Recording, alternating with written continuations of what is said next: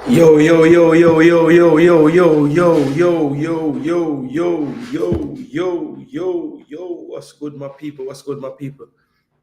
Jason Gooner, back again. You know what time it is, people? It is match day -1. We are less than 24 hours away from kickoff at the Arnottsville tomorrow. Jamaica will be taking on St. Vincent in the first leg of the CONCACAF Gold Cup prelims. It will be played over 2 legs, so we have the return fixture Tuesday in Kingston at Sabina Park. Of course, you know that National Stadium will be in use with boys and girls champs. So we'll have a new home for the evening for the Reggae boys. It will be at Sabina Park. So if you are in Jamaica, please be sure to go and get your tickets to head out to watch that game with St. Vincent. Hopefully, going into that game, we are comfortable, but you know that's not how football works. So the team will be needing your support. So hopefully you can make it if you are in Jamaica currently. So we are getting ready. You know, it's all about the tactics today. We're gonna predict the lineups as well for both teams, and I've been doing a little bit of scouting of the St. Vincent team, so I have a pretty good idea of what I think they will be coming with tomorrow. I've listed some strengths that I've seen in the team and also some weaknesses I think we can exploit. So we'll be going through that as well in our tactical preview. But of course, you know, a lot of football going on today. We've already had some big news in CONCACAF. I don't know if anybody watched the Nations League finals or the first matchup in the Nations League finals would have been USA taking on Panama. So USA and Panama going at it again. You know, some political flames thrown on it by Trump, saying that he would like to perhaps take back the Panama Canal. But what happened tonight is quite a moment as USA, of course, you know, at the Copa America, they faced each other and, you know, the red card was blamed for the defeat. Well, tonight, people, I don't know what they can blame it on. They can't blame it on the referee. The referee was O'Shea Nation from Jamaica. He did a great job. After shout him out, he did very well today in the middle, I thought. But as you can see, people, the game ended 1-0 to Panama. If you didn't know, Cecilia Waterman coming in off the bench, scoring the winner in the 94th minute to break hearts. You know, the games are being held in the United States, but quite interestingly, the USA was given the early matchup, you know, pretty much knowing that Mexico probably is going to draw more fans in Inglewood. And that's exactly how it played out. You know, you can see that the stadium is pretty much getting full to capacity. It was a 7 o'clock kickoff on the West Coast, which is 4 in the evening or 4 in the you know, early evening. And that's not really conducive to getting the fans out. And just kind of shocking by the federation, but not a bad business choice because, as I said, Mexico was always going to have the most fans in a stadium in California for football. So, yeah, USA went down 1-0. Pochettino, I thought, you know, struggled for ideas in the second half. Christensen stuck to his 5-4-1 plan, and they just limited the United States all day. Pulisic was quiet. Pretty much Tim Weah was the only one really driving at the back line of Panama in that second half. And I think the absence of Robinson was really a big blow because they just could not get those overloads on that left side. Scally just doesn't have the type of game that Anthony Robinson has. So they went down 1-0. As I said, a late goal. Hot Bob Marley. Waterman finishing really well after a giveaway in, you know, in the defensive third for the USA. And yeah, they got the deserved result, to be honest. They really did deserve the result. So it was a good game. A good game. I thought USA had enough chances to probably score a goal before they conceded, but in the end, I don't think they did enough and created enough clear chances, you know. But Panama definitely had their game plan, stuck it out. You know, 3 big chances, obviously, is what they were credited with. I think the substitute Agemang, he came on and got a couple of half chances, one pretty decent one, could not connect on it. But yeah, in the end, as I said, I thought that Pochettino just didn't have the ideas to really change the tide of the game. He brought on McGlynn and Agemang, two MLS players. Had some other players in the bench. Giovanni Reina not seeing the field is going to be a big talking point, I'm sure. And Diego Luna could have changed things up maybe, but Pochettino falling at the first hurdle, the first real challenge that he's had as the UST manager. This is a competition that the USA have won since its inception, so going to be a new champion in the CONCACAF Nations League this year, for sure. And Canada, Mexico is going to get started here in just a second. So before that one kicks off, let's just take a look at the lineups for those games, or for that game, I should say. African nations. All right, Canada, Mexico. Let's see. So these are the confirmed lineups. So St. Clair gets the starting goal. Back four pretty much picks itself for Canada these days. Alistair Johnson, Bombito, Cornelius, and Alfonso Davies. That might be the strongest defense in CONCACAF when you really break it down. Midfield as well, pretty strong. Eustáquio and Kone, a very good base. Osorio will kind of help them to make a three in midfield most of the time. Ali Ahmed plays wide for his club and for Canada, but really can operate a little more central as well. And then Jonathan David and Kyle Larin up front, tried and trusted. Then for Mexico, Malagon in goal. Left back Jesus Gallardo has been around forever. Israel Reyes at right back. Lira getting the start at centre back with Johan Vasquez from Genoa. Then in midfield, Edson Alvarez and Rodriguez at the base of the midfield. Both Jimenez get the start. They're playing Santi on the right of a three behind Raul Jimenez with Roberto Alvarado and Alexis Vega. So I think more than likely Alvarado will be wide on the right-hand side and Jimenez will play a little more central. That's what I think will probably happen, or it could just be a two up front as well.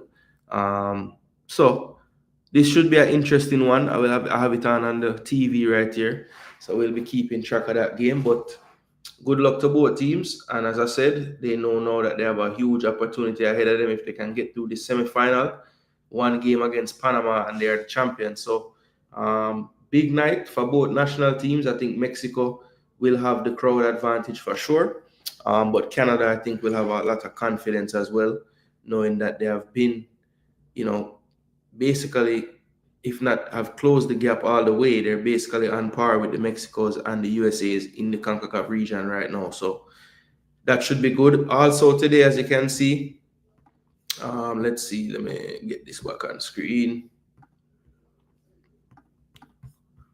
There was the Nations League in Europe finals or quarter-final games. These are played over two legs. Croatia beating France 2-0. Denmark over Portugal 1-0. Germany had to come from behind, but they ended up winning 2-1 in Italy. And Netherlands and Spain. Netherlands had the lead 2-1, got a red card. Spain equalized to make it 2-2. So that should be interesting for the second legs. I think those should come up on Monday. So that's pretty much it. Also in Europe, I was looking today. Grim got a win over Bulgaria 2-1. So this is for promotion to League. I think this is to see if they get relegated to League C. So, they don't want to have that happen for them. So that was a good result for them in that. And in the CONMEBOL World Cup qualifiers, have on my device right here, watching the Brazil-Colombia game that is 1-1. Paraguay beat Chile earlier and Peru, Bolivia in the first half at 0-0. So Africa also had games, Sierra Leone getting a win, Zimbabwe, Benin draw 2-2, Cape Verde 1-0 over Mauritius, Libya and Angola 1-1, Gabon 3-0 over Seychelles, and Gambia and Kenya had a crazy match, 3-3. That one ended. Mozambique, Uganda 3-1. Namibia over Malawi 1-0. Mali over Comoros 3-0. And then Asia World Cup qualifying, we know that Japan has booked their place with their victory.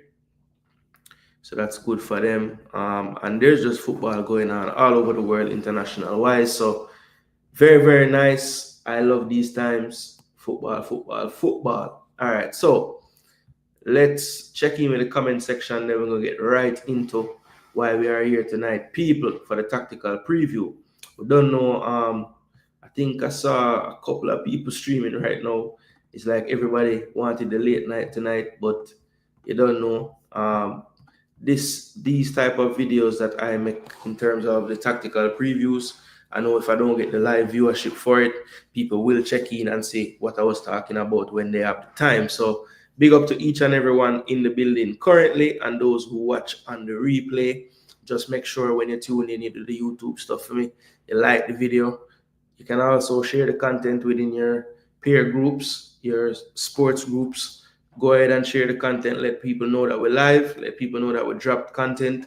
And also, if you're new, please do consider dropping a subscribe to the channel. You don't know if you love football, you will love this channel right here. All right. Yeah, man. Juras, letting them know to subscribe, like up the show. Yo. Charles Brahma, big up. Martin Baker, hopeful. One Panama, that is it. Trump can stay. Patch, LOL. Bless up, Chile. Wagwan. Big up Panama. Humble the Yankees. Yeah, Markland. Them get a humbling tonight. A hot Bob Marley. You can take the manager out of Spurs, but you can't take the Spurs out of the manager. Swamptivity, hopeful, bro. What is Swamp Life? Bless up, Float. Wagwan. Yeah, man. Big up to Panama. Big up One Drift. Big up Nitro. Yeah, man. Big up. All the people that are checking, big up on yourself, man, every time. All right, so first and foremost, people, we have the tactical part queued up and ready to go. But what we do want to do first, we want to go ahead and just show you guys who we're going to be facing, the team that was named for them.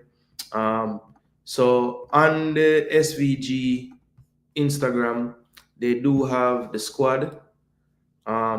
It is a 30-man squad. So I know the 23 that will be named for this fixture will be probably named tomorrow, but this is the 30 that they'll be choosing from. Goalkeepers, you have Lemus Christopher, Dandre Abraham is a youngster from West Ham United, actually, in the team. Garwin Davis and Samir Bristol, they are the 4 goalkeepers chosen. Then in defenders now, we have Dimitri Thomas, Tristan Marshall, Najima Virgin, Jazzy Barnum Bob, Brandon John, who was actually a Canadian youth representative, now plays for St. Vincent at the senior level. Joseph Barta, Andrew Johnson, he's a youngster that is with Charlotte FC. He's in the squad. Nigel Charles, Jamal York, Courtney Franklin. Then midfielders, they have Aiden Charles, Kenaya Joseph, Micah Joseph, Dial Spring, Nazir McBurnett, Kyle Edwards, Bishan Edwards, Jaquan Glasgow, and Sherwin Alexander. Then forwards now, they have Shaq Adams, Stephen Pierre, Cornelius Stewart, Azinio Solomon, Olex Anderson, the captain, and their talisman, Orion Velox, and also Garrett Leigert Wood. So that is the 30 that was named by head coach Ezra Hendrickson for this squad. I also have the transfer market pulled up as well, so you guys can see an idea of where these people came from, where where did they apply their trade in terms of who we're going to be facing. So let me go ahead and show you guys that as well before we move on. So this is the profile for St. Vincent and Grenadines. You see their total market value, just over 500K. The goalkeepers, as you see there, Lemus Christopher Stowe and Bristol. So 2 of those 3 in the current squad, Bristol and Christopher. The youngster from West Ham is in the squad as well. He's only 18 years of age. And then you also have, I think that the other goalkeeper, Garwin Davis, who is actually from the local league. Then we have Micah Joseph, really a midfielder. He plies his trade for Simcoe County Rovers. That is a team in Canada. Joseph Barta, he plays right at home there No, actually, Hayward's Heath. This club is in Canada as well. Yeah, this club is in Canada as well. Brandon John, Canadian ties to their youth setup. He also plays in Canada. He plays for Masters Football Academy. And most of these, when I say in Canada, most of these leagues would be kind of different regional leagues. So League One Ontario, League One Toronto, League One Ontario, League One wherever they're located, right? So that's kind of how the system works over there in Canada in the lower leagues. Jamal York, he's a centre back as well. Then we have Tristan Marshall. He can play centre back or right back. He played really well in the games versus El Salvador. He's another player from one of those leagues in Canada. Najima Burgin. He plays locally for Jebel FC. Chevron McLean, also another one with Canadian ties. He is the starting left back. Jazzy Barnum Bob, he's 29 years of age.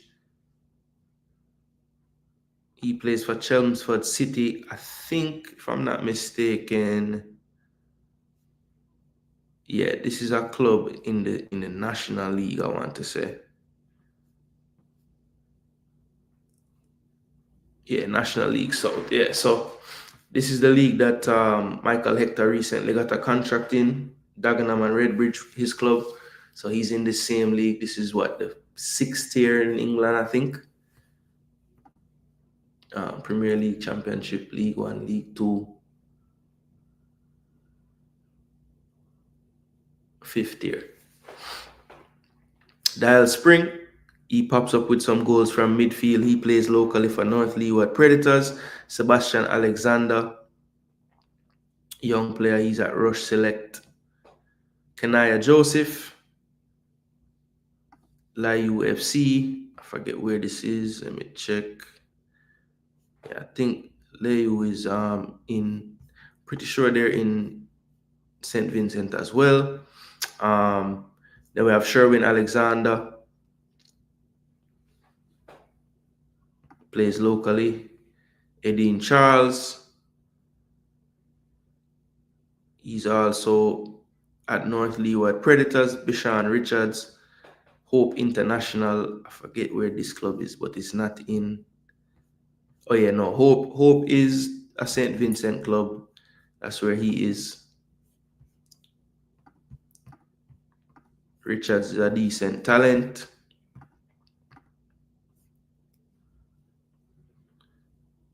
Kyle Edwards, he's at Hartford.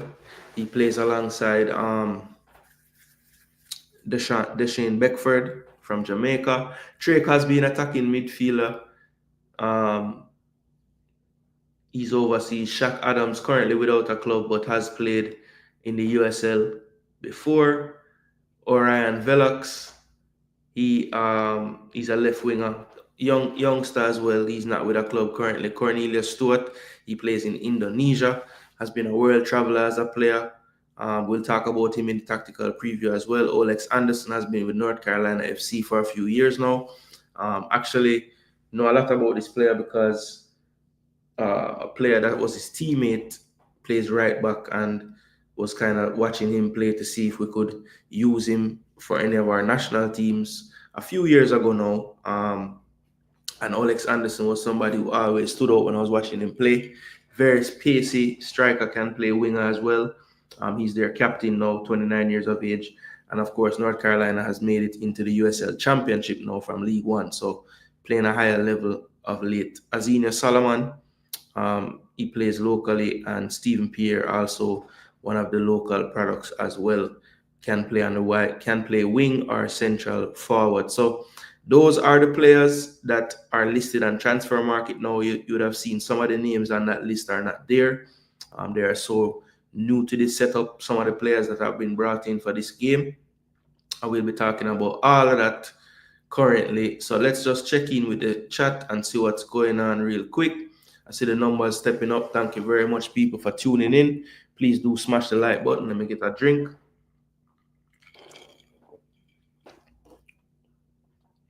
Yeah, so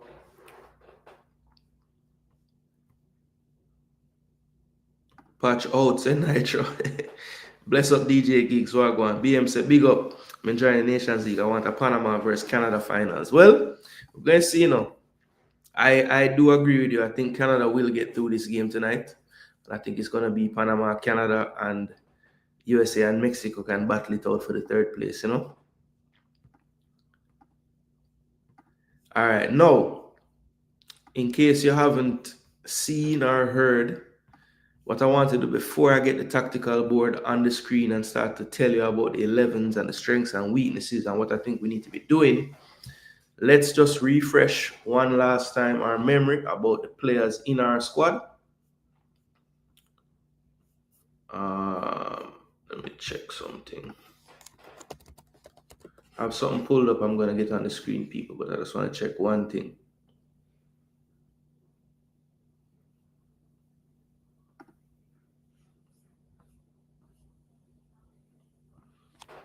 Colombia pressure them, man. Brazil fans are boo.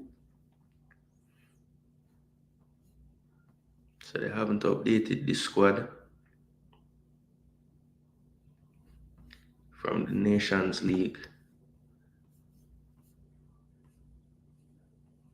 on transfer market.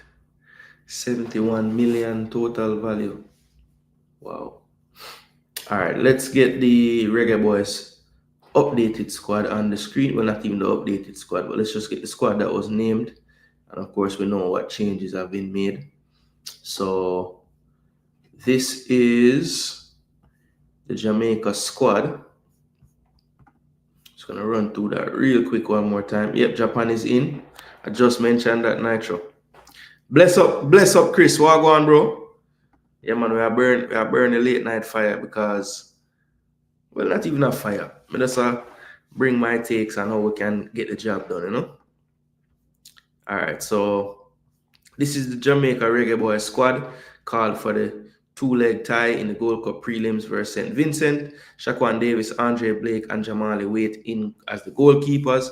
Defenders Richard King, Ethan Pinnock, Kyle Ming, Christopher Ainsworth, Dexter Lembikisa, Amari Bell, Joel Latibodair, Fitzroy Cummings. Midfielders Isaac Hayden, Jashan Anglin, Bobby Reed, Sule McCullough.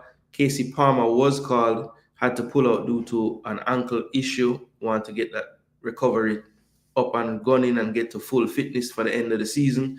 So he was replaced by Demario Phillips from Montego Bay United. Tyreek McGee as well, closing out the midfield list. Then as forwards, we have Leon Bailey, Damari Gray, Shamar Nicholson, Kaheem Dixon, Ronaldo Cephas, and Warner Brown. All right, so that is the 23-man squad named by Steve McLaren for these two fixtures. Of course, the first of which coming tomorrow night. I will drop the live stream watch along thumbnail and link before the show is over, so you guys can drop a like on it and get the visibility up and going before showtime tomorrow. So that is the squad, people. That is the squad. What I wanted to do was just show you guys a little bit of what I have looked up in terms of what our players have been up to. There are some players out there that maybe you guys aren't fully aware of what they've been doing this season. So I wanted to just show you guys real quick, by the numbers, how people are really doing this year in their respective leagues. Of course, the Jamaica Premier League site, not going to give you everything you would want, but it's something. So we're going to utilize that for the JPL players. And yeah, that's it. So Shaquan Davis, right? So Shaquan Davis is the first player on the list. So let's see what Shaquan has been up to.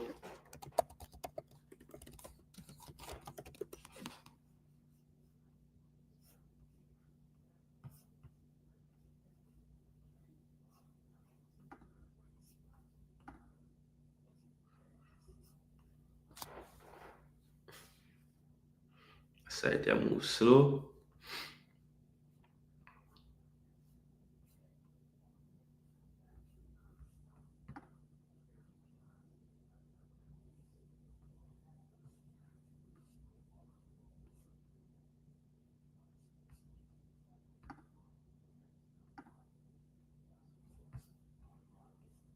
Yeah, I don't understand why this is in why is it in advocate? I wouldn't call them people. Front goalkeeper, Shakwan. Boom. People, please do smash the like button. So Shakwan played 24 games this season.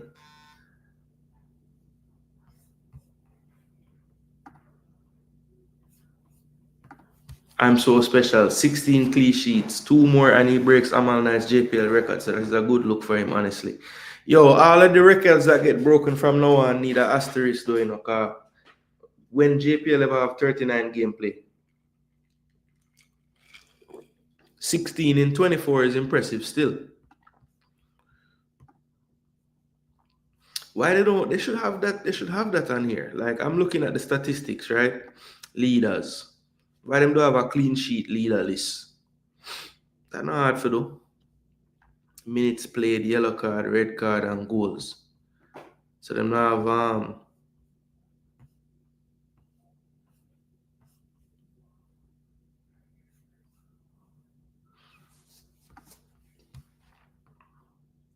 Alright, so let me actually do this then.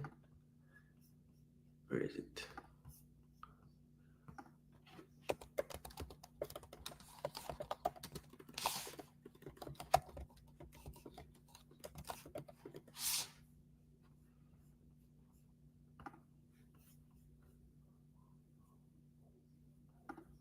Alright, so Shakwan pan transfer market.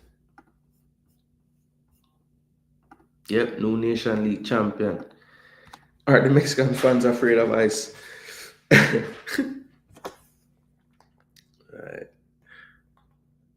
It shouldn't be. So on to the game. So the game just gone. Just so. Okay, see it there. Mexican fan them. No business with no ice, brother. Ball game to them thing.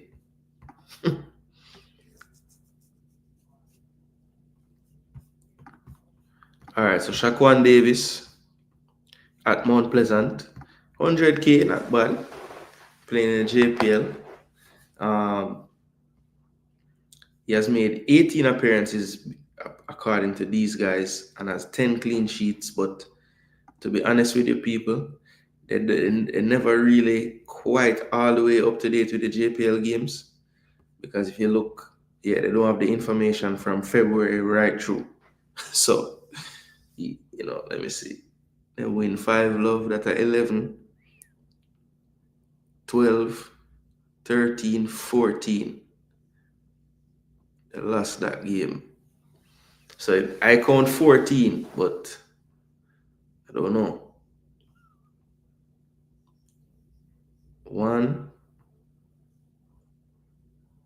2, 3, 4, 5, 6, 7, 8, 9, 10, 11, 12, 13, 14. I count 14. Unless him get the next one there, so. And the Arnett game did cancel, or that's supposed to play and to get postponed. Yeah, so I'm count 14, boss. I don't know.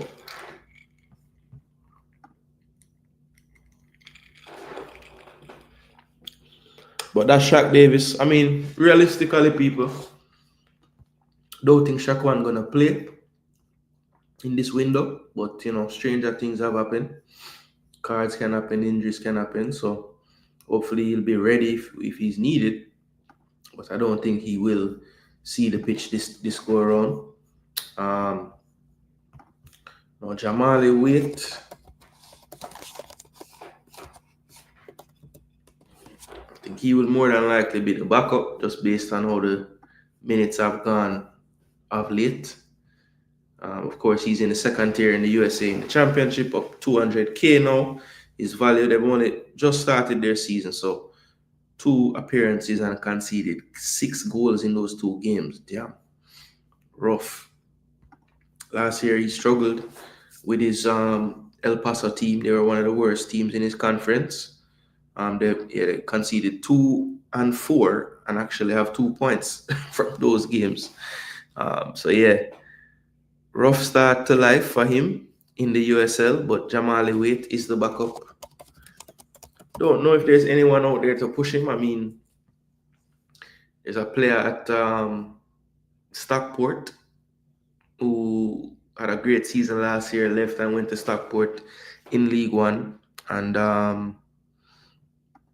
last I checked, doesn't have the proper documentation, so can't really use him right now. But he's definitely one that I would say could push Jamali Waite for that second string. Don't know if you would be pushing Blakey, but at least I know what Waite would have a little more competition if he was around. Andre Blake, now 34 years of age, may pen £1 million or euros is his value currently. He has played 4 times in the MLS this year with 1 clean sheet, 6 goals conceded, starting all the games. I'm just happy to see Blakey healthy. Usually the captain for Philadelphia, unless Bedoya plays, then he doesn't wear the armband, but typically he will have the armband on for the team. They started out on fire with 3 straight wins and then did lose their most recent game before he left to come on the international break to Nashville 3-1. So that is Blakey. As you can see, he's now at the 300 mark for appearances with 98 clean sheets. Not bad. Not bad at all. So that's Andre Blake, legendary status currently in the MLS, in CONCACAF, really and truly, and definitely for Jamaica. I think the one thing that you could look at Blakey and say maybe, he needs that World Cup appearance under his belt to really solidify himself, or, getting over the line in one of these tournaments in CONCACAF. He's been to the finals, he's been to semis, he's been to Nations League semis. I'm sure he would want to, before he retires from the national team, be the captain to lift something for the team. So Andre Blake, that is the 3rd goalkeeper that we looked at. So that's all the goalkeepers. Now moving into the defense, we have Amari Bell as one of the choices. Amari at Luton having a struggle this year. They're in the relegation zone, but still hope for them. They could get out. 2.2 million is his market value. He's now 30 years of age. 23 appearances in the championship. He had some extended time out earlier in the season, so definitely missed some of the games, but he's in 61% of the starting 11s. So he definitely been starting a lot since his return. Started out there's that time when he was out, came back, then got injured again, had to miss more games, came back, missed a few more games, and this has been one of his steadier runs of minutes and time on the pitch, playing in a back 3 currently as the left side centre back. Don't know how much that affects his ability with Jamaica, knowing that we play a back 4 most of the time, but just a player that sometimes I wish we could get a little more from him going forward. I remember that goal he scored in the Gold Cup in the 1-0 quarterfinal win. Really seeing him be able to do that, I'm like, all right, we can do that some more. But I think it's about the balance, because I think all the coaches that I've seen him play pretty much know that he's comfortable in that left centre back area. So when you have a back 4 and one of the players are going to attack more often, one of them is going to sit and form the back 3. So, Amari is very comfortable doing that. And we've seen McLaren employ that pretty much every time he's played with Amari Bell. Whoever's on that right back side has way more freedom to advance. And typically Bell will just sit and become that 3rd centre back if need be when we are in possession and attacking. So that's Amari Bell. Club kind of struggling, but he is at least getting minutes, playing 90 minutes pretty much. Anytime him start, I'm probably going to play the whole 90. as long as him don't get injured. Did have the bonus of wearing the captain's armband a few times this season, so definitely one of the leaders at Luton Town. So that is Amari Bell. Now sliding through the defense now, we have Ethan Pinnock. He is obviously at Brentford in the Premier League. He has had an injury-riddled season as well, but thankfully, leading into this window, he should be all good. I don't know why these ads keep on wanting to pop up, but this is his stats for the season. 21 appearances, scoring 2 goals. Played 1 time in the Carabao Cup as well.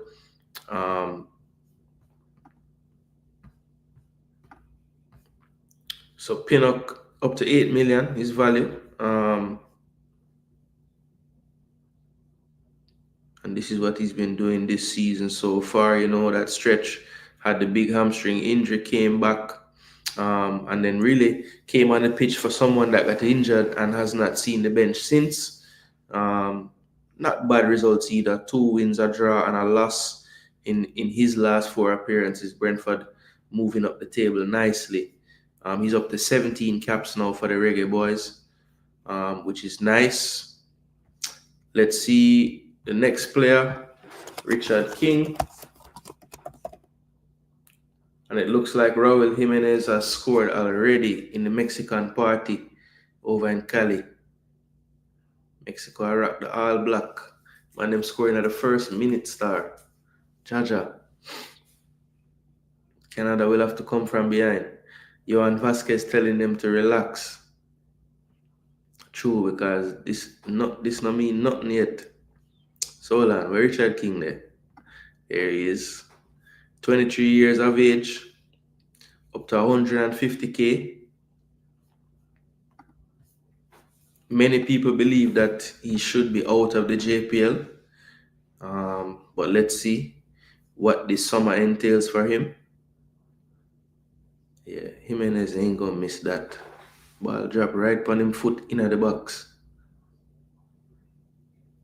Oh, well done. Calm. That's a confident striker. 21 appearances, 3 goals. Champions Cup, 2 appearances, of course, against Inter Miami. And then the Caribbean Cup, he played 8 times all throughout the competition, leading them to the win. So he's a 2-time JPL champion and a 1-time Caribbean Cup champion. So the trophy cabinet getting bigger. Where do you guys see Richard King ceiling? In the comment section, where do you guys see Richard King ceiling in his career? Where do you think he can reach? Bless up Jeezy, Wagwan. Yo, Messi, bro. I know you're happy to see Messi in the flesh.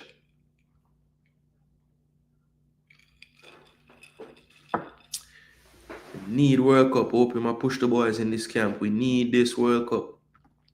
Canada, let's go. But I forgot, let's go now. Yeah, man. Mexico won. Jimenez play the flick and Alvarado the foolishness and get lucky. I don't know where I try to do this. So shoot or I don't know where I do. Yeah, man. Full and ball score. That was so quick, Drew. I look down. I look down and I see them kick off. And I look back up and see the man them celebrate. I said, Jano. Canada done, man. Canada will get into the game, man. Canada going to create some chances and everything. They must have to be clinical.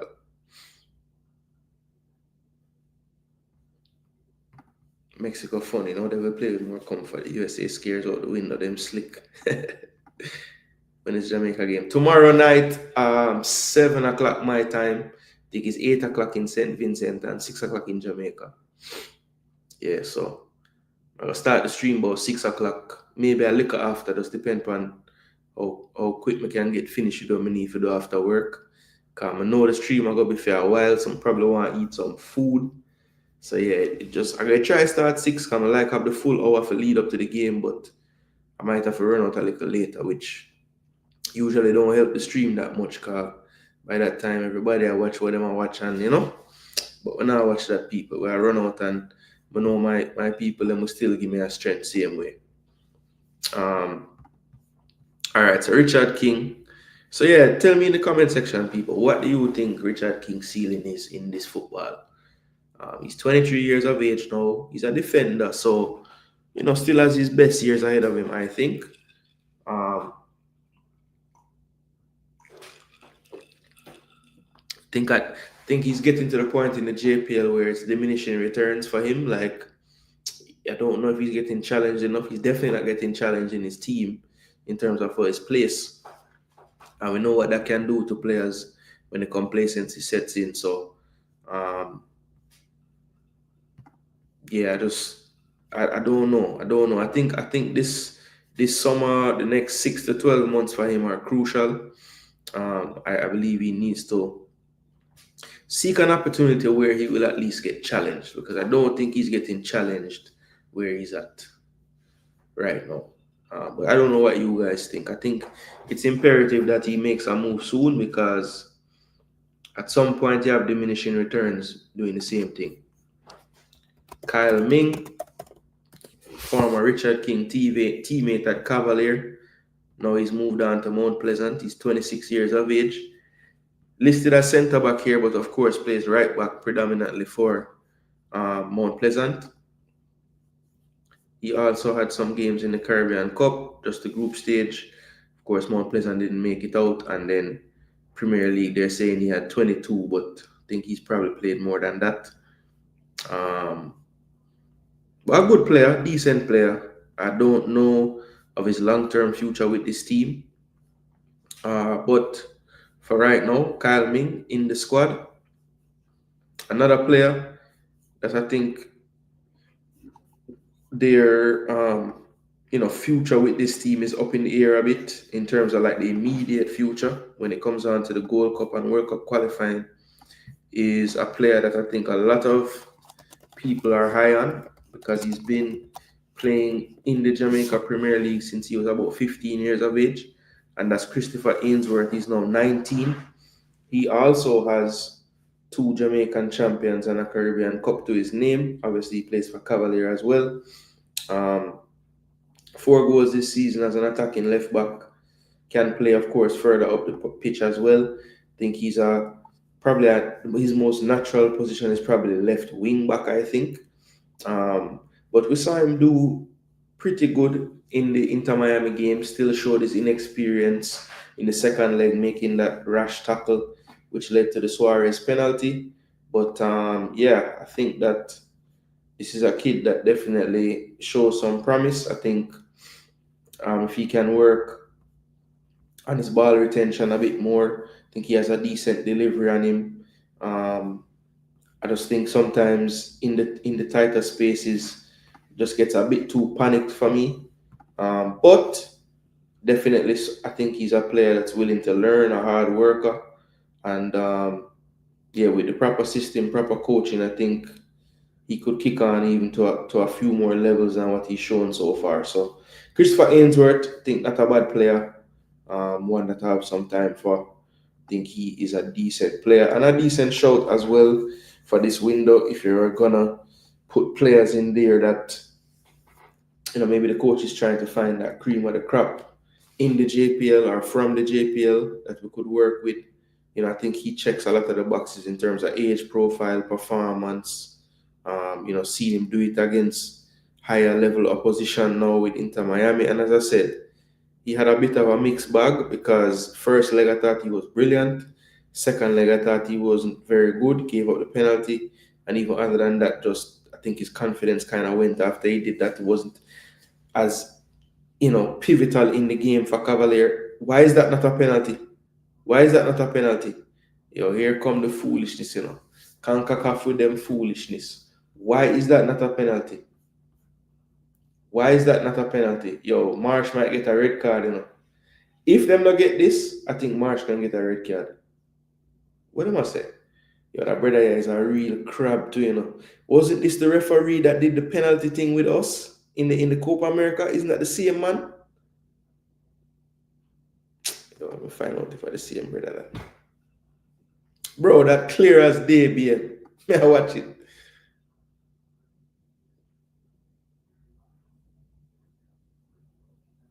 bro. And yo, I know say Edson I want real crab, you know. As him kick the brother, you know, man. The man start hold film foot.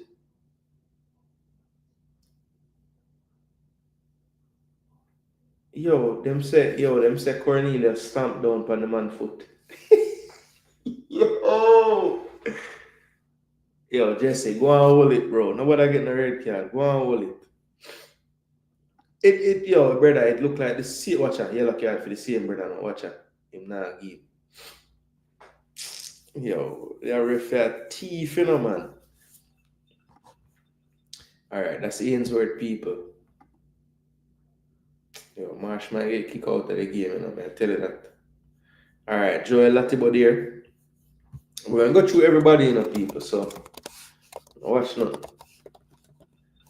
And then by the time we do that, now we can pull up the pad and show you the two team them, talk about the two team them. All right, Joel Latibo there, centre back at Coventry, now playing for Frank Lampard over there. They've been having a great run, getting themselves right in and amongst the playoff places. He has made 28 appearances this season. You know, not starting as much as he probably would like to. And especially of late, you've been seeing him come off the bench a lot. You know, if they have midweek fixtures, he might play the midweek one, don't play the weekend type of thing, or don't start the weekend one. You know, last two fixtures, he hasn't come off the bench at all. And that's becoming a trend. You know, that's 1, 2, 3, 4, 5 games not coming off the bench in the last 6. And one of those 2 games that he did, wait, 1, 2, 3, 4, 5, 5 in the last 7. And one of the 2 that he played, he only played 10 minutes. So yeah, it hasn't been after, and that's after a big run of games where he was starting all the time. So interesting one, you know. Still a captain from time to time. I think he's done so, but yeah, started the season wearing it pretty much all the time. You know, worn it a few times since as well. So you know, Joel Latibo, they're definitely a well-respected player at the club, one of the leaders of the team. But for him, I'm sure he would want to play a bit more. As you can see, he's made 1 appearance at DM, 1 at right back, and the bulk of his games have come at centre back this season. So, you know, no Damian Lowe, no Holgate. Will we see Ethan Pinnock and Latipo there in the heart of the defense this go around for Steve McLaren? That is the question. A lot of people have been putting King in their first team. I'm not sure what McLaren is going to forward with, but I will predict what I think he might do in just a minute here. But Joel Latibo there, as I said, I would love to see going into the window him getting a bit more time. But I do know that he's had long stretches of time over the season so far. Just wish some of that was towards closer to these games so that he could be a bit more match sharp. But maybe it's a good thing because he tends to play a lot of minutes when Jamaica has windows. So maybe him getting a break for the past few, weeks or so is not such a bad thing for him. So Joel Latibo there, that is him. I think the main thing with him, where is he going to play under this coach? He's listed as a defender again. I think he's listed as a defender a lot for us, but he doesn't really normally play there. So let's see if this time they actually put him as a defender for a reason, or they just had to put another name in the defenders. We'll find out very soon. Fitzroy Cummins.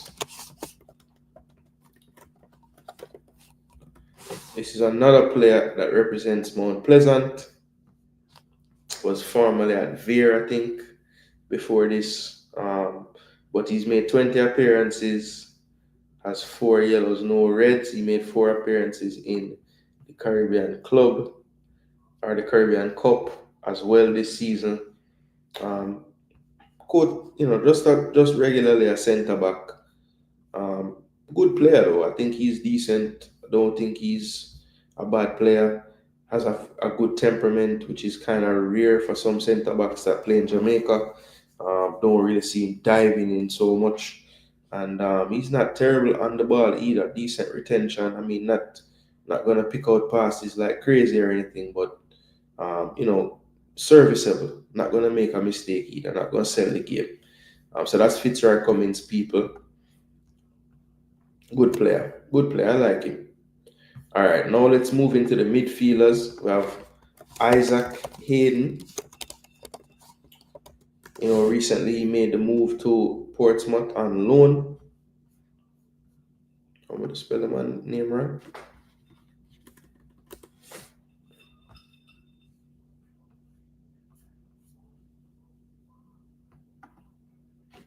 So Isaac.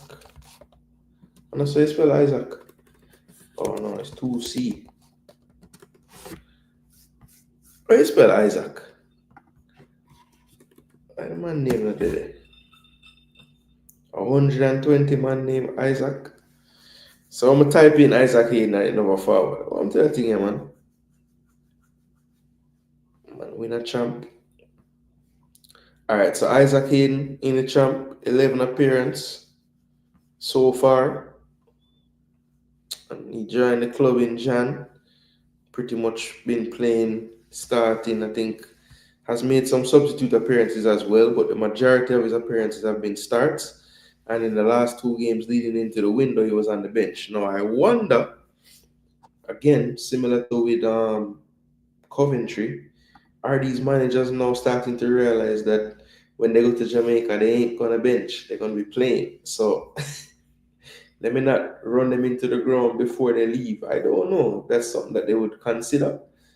But, Vinny Jr. wins it for Brazil late. Oh, 2-1 Brazil in the 99th minute. Brasilia goes crazy.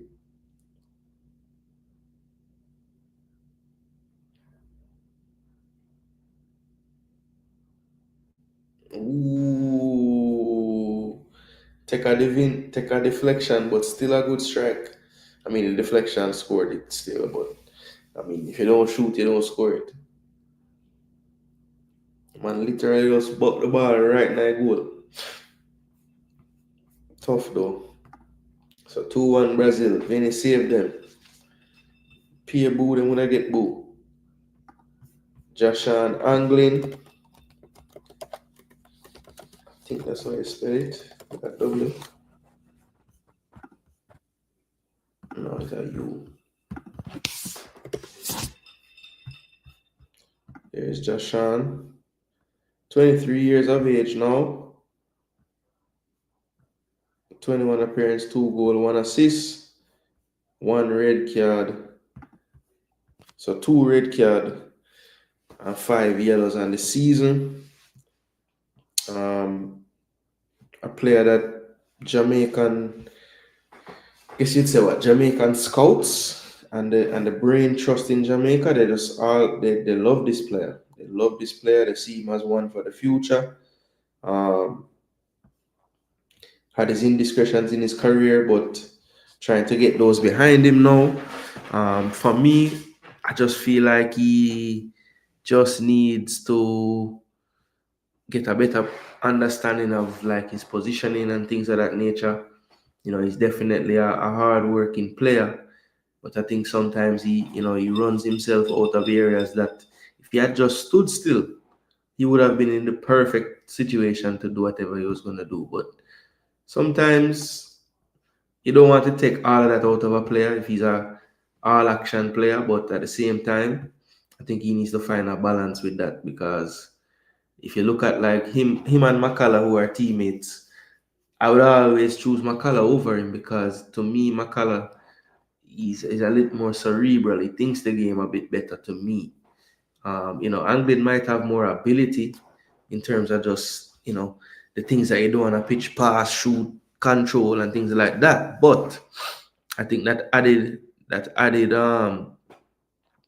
level of intelligence on the field is what makes up the difference, and I think even tips it into McCullough's favor. But every other measurable you can think of, age, speed, all the easy physical things you can see, yeah, Anglin probably has it. But those things that are beneath the surface, I think McCullough has the edge on all of those things. So we'll get to see both of them if they get a chance, and you might see what I'm talking about.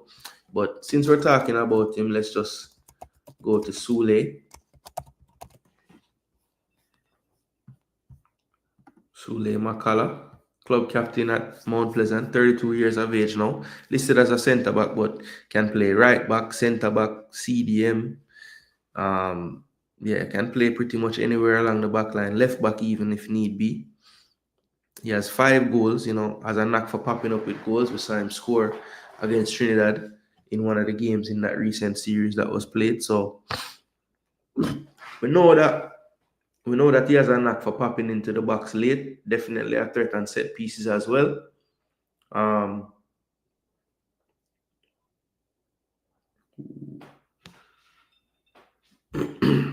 Too much ball I play. I watch Brazil, I watch Canada, and I talk to multitask, Yeah, so this is Sule Makala. Crazy thing is them don't even have him listed as a midfielder, but yeah, he can play midfield, people, for sure. But at 32, he's gonna have to make it happen this window if he wants to stick around. Don't see them, going back for him if he can't get it done, if he gets a chance over these 2 games. As I said, people, the powers that be in the Jamaican football, they would have Anglin above him. Me personally, I would have Makala above him. So that's what I would say about that. So big win for Brazil. Them get it done in front of them fans because they were getting some heavy boo at halftime. But Vinny find the goal late. Ooh, that was a nasty challenge. Yeah, that was a nasty challenge by Davis there. Step on him foot. So Sule, people. Would Sule start for you guys in any of these games? That's the question.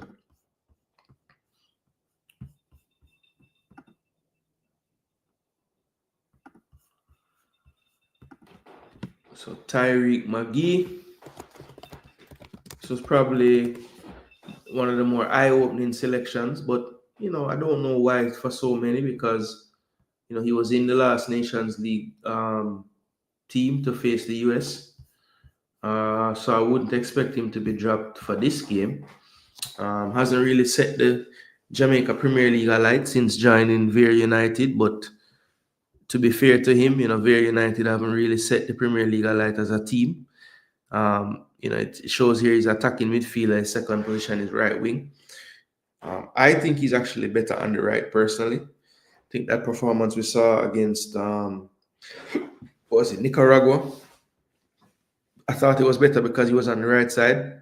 I think he gets in the top tier international games when he plays central. He's just too often just becomes a passenger in the game. Doesn't affect the game enough when we're out of possession either, to really warrant a spot central. So I'm just interested and curious to see, based on again, I don't think we should be playing the opponent per se. I think we should be looking at how we would play against most teams that might be better than us. I think that's a better way to kind of go about things in terms of structurally how you set up the team. So, let's see though. Against St. Vincent, you would hope that we'd have more of the ball, we'd have more of the territory, more of the chances. So maybe in a game like that, McGee's skill set could be useful. But yeah, I just don't know if this selection was really warranted based on anything other than familiarity, because based on how he's been playing in the Premier League in Jamaica, I would say there are other players in his role that probably deserve it a lot more. But I'm going to just say it must be the familiarity part of it, And then the last midfielder that we're going to look at is Demario Phillips. Demario was a late call due to Casey Palmer having to pull out of the squad. I think it's just 1 hour. Definitely not those. Yeah. Demario Phillips now at Mobay, was at Mount Pleasant, has 2 Premier Leagues now. 20 appearances, 1 goal on the season. I think he's made more than that. I don't know why I keep saying transfer market stats. Spanish Town.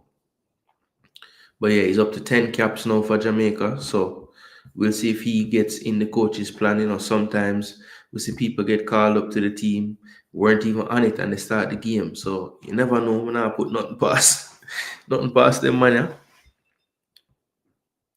All right, well, go on.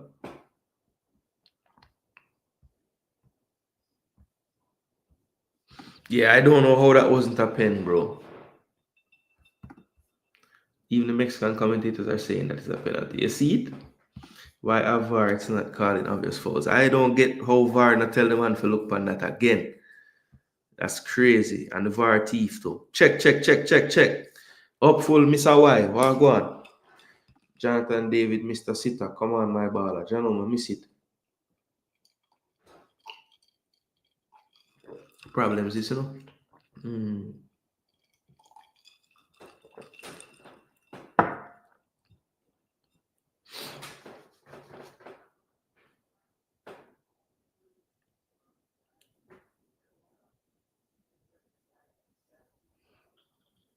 Yeah, one thing with Canada, they make the game look far. Like, Mexico don't want to play like this. And them can't get in on them little passing. Man, them don't let you relax. Wow.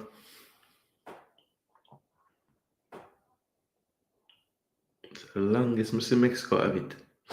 Watch out, and lose it again. Referee.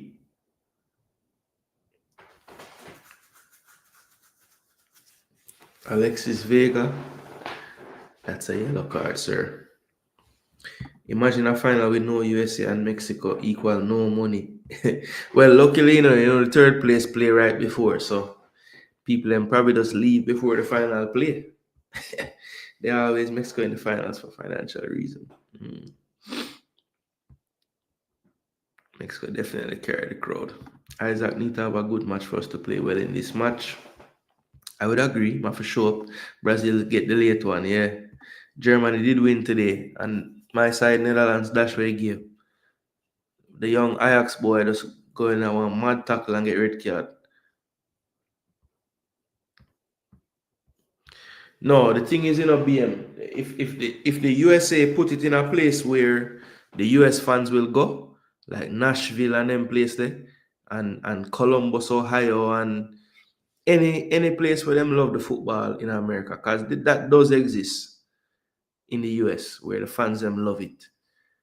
The Mexican fans won't be as much. So them look on it like, well, the Mexican them will fill up a 70,000, 80,000.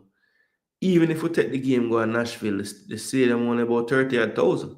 So they can't make the same money. It doesn't make sense. After watching the Nation League semi-finals, I'm sure we are not progressing in CONCACAF. We are falling way below Panama. Jano Bonte.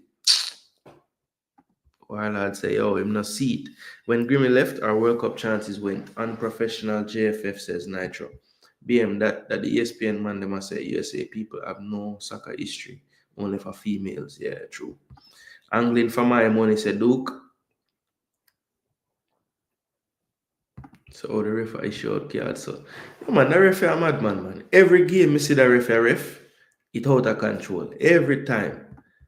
He gets better results than McLaren. He beat Bulgaria today, his third victory with them. Yeah, he did get a win today. Football is results game. Big up John Peel. What go on?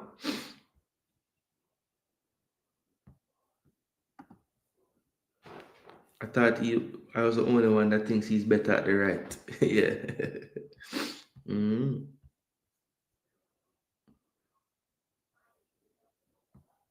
Clear bias. Yeah, it is. Yeah, man. Maggie better up on the right, bro. I've been saying that. Even when you see him like getting at his last club where he won the title, the man best game them was when he was play off of the right.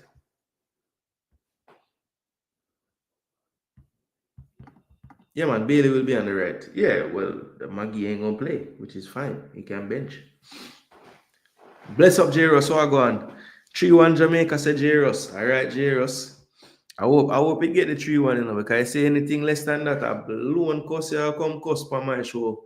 or whichever show, every show. Them man are not good. Grimmy said in the post-match interview, it was Damian's low idea to play midfield, which changed the game. Grimmy's a mediocre coach with no backbone. You give him too much credit. No, BM. That's not how the story go. The man said from him get the job, Damian Lowe been telling him that him can play there. And him say, okay. And him say at halftime, him go to him and him say, yo, today is the day. We're going to do it today. And the man said, because they asked him, what instruction you gave him? He said, I didn't give him any instruction, any special instruction. The man been telling me him can play there. The team did agree, say, yeah, man, put Nana in midfield. And it worked out. And it going be for Canada, I bet you. Now the ref giving foul for shoulder to shoulder. Oh, too straight. Not the Panama match, plus we missed a ton of goals versus Canada.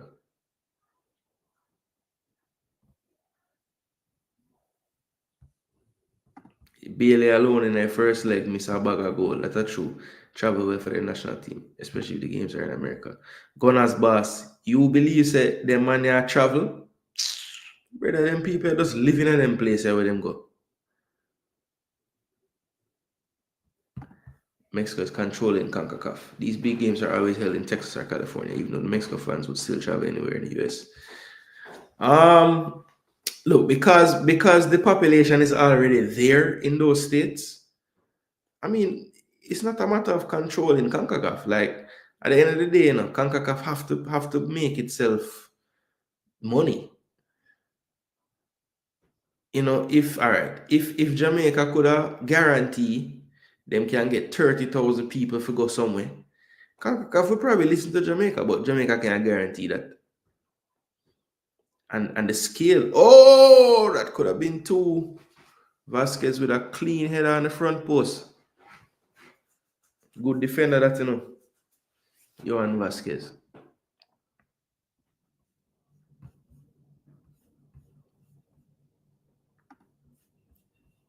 So the Mario. Look on the Mario. Mobile United's finest. That's the Mario Phillips. All right, forwards now, people. Forwards. So we have Leon Bailey. Leon Bailey. I don't even, boy, because I know what it's going to say. I'm not looking forward to pulling up this, So this is this season. Leon in the Premier League, 23 appearances, 1 goal, 2 assists. You see he's starting half the games in the Prem, playing about 44 minutes, only 7% of the goal participation, way down from last year. Champions League, 8 games, starting 60%, 59% of the minutes, a little higher goal participation at 11%, 1 goal, 1 assist. All those came in the knockout phase so far. FA Cup start all 3 games, no goals, no assists. Carabao Cup start 2 games that they played, had 1 assist. All right, so Leon Bailey for the season, 2 goals and 4 assists in 2, 5, 13, 23. So 36 games, 2 goals, 4 assists. Rough season for Leon so far in terms of the output.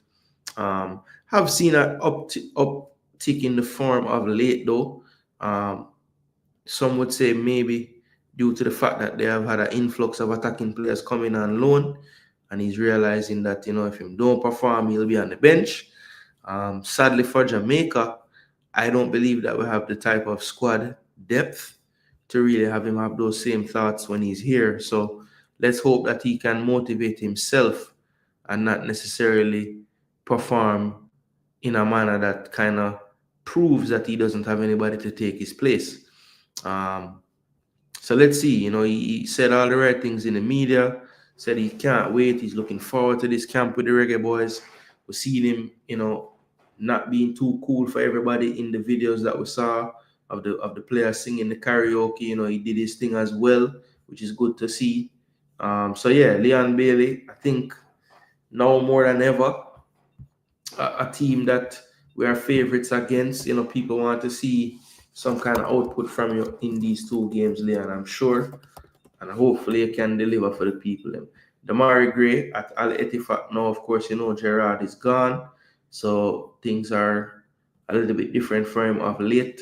As you can see, he only played 40% of the time from the starting lineup, which is very different for him compared to his first season.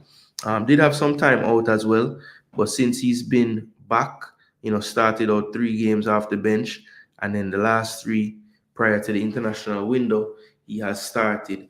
But again, him as well as Leon having big issues when it comes on to output and scoring. He's played 15 times and not assisted or had a goal. He did have an assist in the Kings Cup in a game. But I could have swear, didn't I see Damari Gray scoring a goal? What did he score a goal in? Well, let me see if this is just a chat. Don't think so. Damari.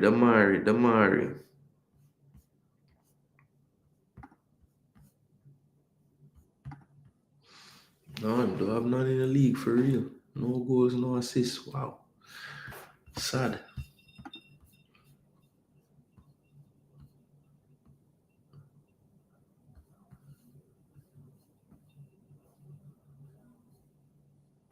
When did Larry become garbage for Canada? I don't think he's garbage for Canada. I don't think he's become that. Man, I always pop up with goal, man. What I will say is, I think over time his play, like during the game, has gotten not as good. But I feel like he's hard to take off because he's a smart forward. He knows how to get chances. And typically he's secure on the ball. He can hold it up. So, yeah. It's a red card coming. I agree still. Demi, I got show up. Please do, Demi. Yeah, I could have swore he scored a goal too. But I don't know. I don't know if that was in like a different competition or something. Let me see, all competition.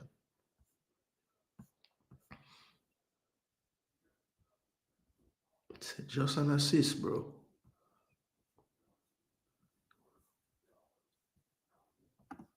This game against El Nasser, yeah, say. It say he never score, brother. When all them score a brace.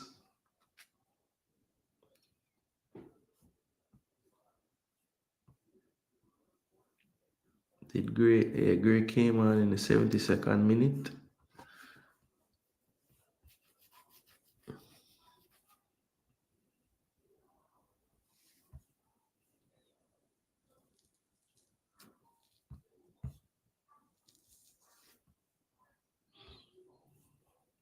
Yeah, no, it's him never scored. I could have swear I saw a video when the man scored. When I'll play a game at DM this season. Yeah, tell me say.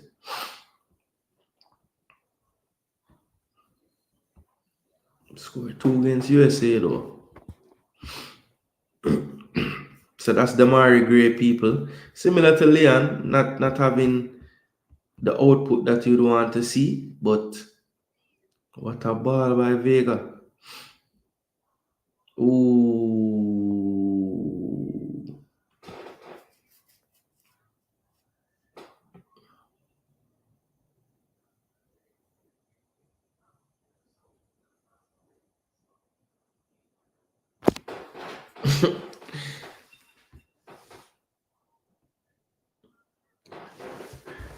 Yeah, Mola trim, bro. Mola trim.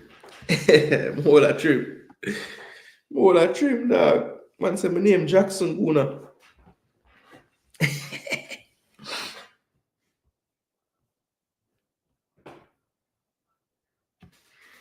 When I see the free kick yet, Martin, man, I don't know why my thing so far behind Star.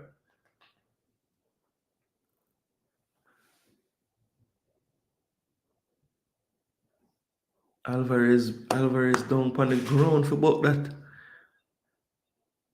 No worry, man. VAR go look on it, Martin, and say it onside. Watch the foolishness now. Now call him to the monitor and all kind of madness.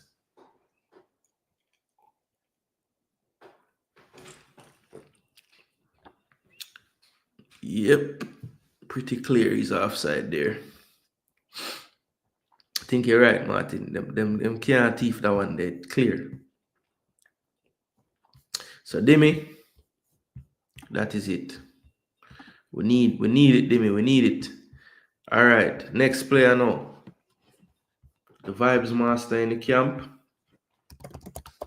Shamar Nicholson. Recently moved to Mexico with Club Tijuana.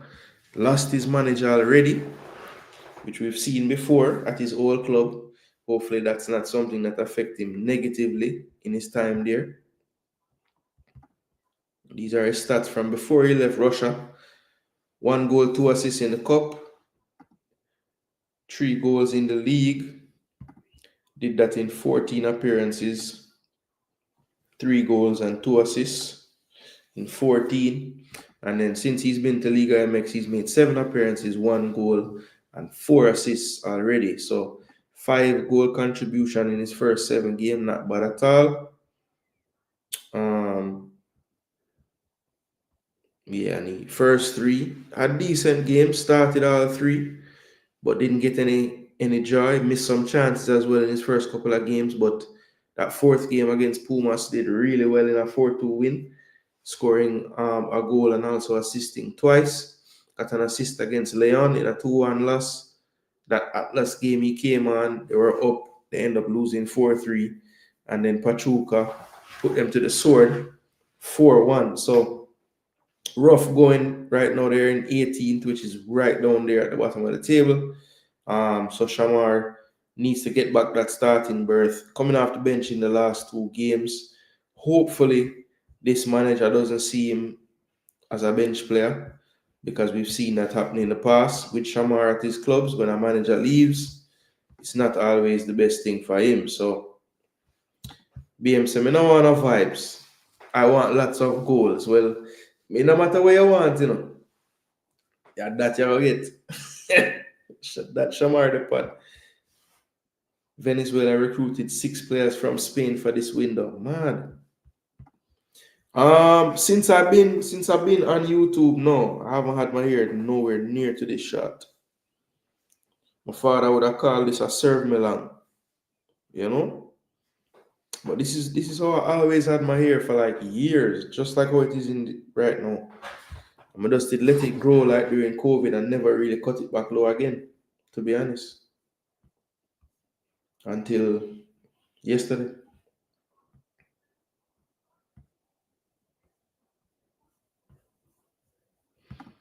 Yeah, man, Martin. This match forward like a Copa America match so far. Ref I stop the game, I talk to people, give out card, man depend ground. Watch again. Yeah, so I don't know why I forgot restart this car. It's like they're behind, like it's too far behind, bro. I don't understand why it's so far. It's like something, it must get stuck or something. I don't know. But it's way behind. Yeah, man, the match hot, man. Match hot. Shamar doing his thing. All right, so Kaim Dixon people, we might have to check somewhere else because transfer market not gonna really show what Kaim depend. So Kaim is playing U21. Jason, your honest opinion, would this squad be able to beat any of the 4 current Nations League semi-finalists? I mean, because football is a game where anything can happen, yes. But if I was betting, I would not bet on them to do it, no. Because I don't think... Oh, that deserved to score. What a chance by Davies there, that free kick. Yo, the shape on it was perfect. The keeper was beaten. But it just beat the post up. Keeper not save that. Man, strike that clean. I just never started far enough into the goal. Good try, still youth.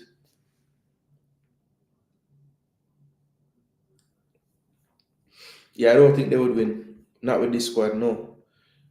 Yeah, war soon.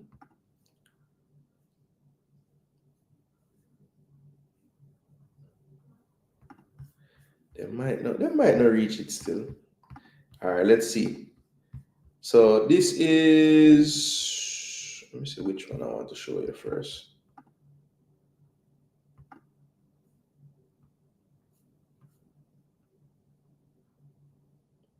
So this is the league that Kaim Dixon is in. It's the Professional Development League Tier 2. And this basically, the way how the academy system work in England, the PL2 is the highest, and then you have the PDL after that, and there's levels of the PDL. And I think this is the second level of the PDL, so this would be what would be the third tier of the academy system, or the U21 system in England. And it's split up into north and south. They don't want the teams to be traveling all over the place too much. So this is the two standings for the north and the south. Charlton will be in the south, of course, and they are currently in second place in the table. As you can see, they're highlighted there. So the top four teams go to a semi-final and final to see who wins the competition. And the other thing I wanted to show you was in this league that Kahim is playing in. They do have it here with the actual stats for the teams, and this is the Premier League Cup, which is basically all the teams in all the levels. They play a cup competition where they get placed into groups, and then they get to a knockout phase. Charlton won their group and moved into the knockouts, and so far, goals and assists in the cup, Kaim Dixon is first with 6 goals. So he's doing his thing in the professional, the Premier League Cup, right? And then in the league itself, he's also registering a lot of goals, and he's on that listing as well. Let me get that on the screen for you. So in the level he's playing, he's definitely producing the goods. Just don't know how much this translates into the international space. But as you can see, Tyrell Sellers-Fleming with 12 for Hull City. Couple of others on 11, but you see Kaim Dixon there as well on 11. So he's going to try to get that golden boot as well. For whatever reason, they don't have the assists listed on here, but I know that he has quite a few because I've been tracking the I haven't watched enough games, to be honest, because Charlton really charging an arm and a leg to watch one game. But I definitely keep up with their academy Twitter page just because they give like in-game updates and stuff. So if him get an assist, score a goal, if him go a bench, if him start, I get the notification and I check it. So, but yeah, I just wanted to show people that there is registered stats out there for the league he's playing and the levels he's playing. And the reason how I knew about what level he's at, there's on the EPL's actual website, there is a write-up on the whole structure of the PL2 and all the leagues at that age group, academy age group level. So that's how I learned about how it's actually set up. But it's quite interesting. It's something that the Premier League has basically implemented in England, and they're trying to ensure that the level that clubs are at are getting tested by other clubs at that same level. So you look at all kind of variables: how much players have matriculated to the pro team, the first team. What's the total value in sales that they have made with academy players, all kind of metrics they use, and then they're put in certain categories. The St. Vincent field no look too bad. Look better than Sabina and that Dominica crap. Definitely better than Dominica's field, that's for sure. That was one of the worst fields we played on, to be honest. All right. So let's get back to the squad. Shamar Kahim. Okay, the next player on the list is Ronaldo Cephas. Is he a striker? Is he a winger? What is he? Well, he is 1.5 mil. So he's played 20 games, has 6 goals and 3 assists in the Turkish first league, second tier in Turkey. You know, his club got relegated last year.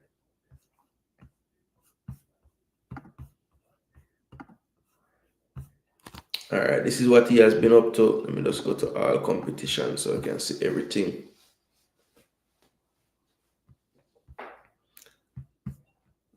So it shows over here he's played 12 times on the left, 7 times up front, and 6 times on the right. So getting more versatile as the time goes by with his team. He does have 3 goals in the cup as well. So a total of 9 goals, 3 assists in 25 appearances. Not bad at all. See in the cup what he did. Then this is the league now. You know, had that part in the beginning where he was gone missing, looking, some say he was looking for another club. A lot of stories came out, came back and endeared himself to the fans again over time, coming up with some big performances, scoring a brace. Then had an injury right when he was catching really good form. And then of course his goals and assists have dried up just a little bit of late, and he's been making a few more substitute appearances as well. So Sifa still doing his thing. Got spot duty against the US in both games.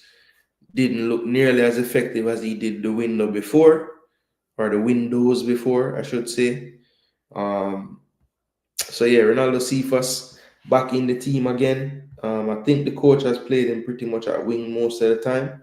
Halgrimson did try him up front in that USA game, but that might have been just a necessity play. But I do think that he has a future as a central striker. So let's see what his evolution will look like. And then the last player on the list is Warner Brown.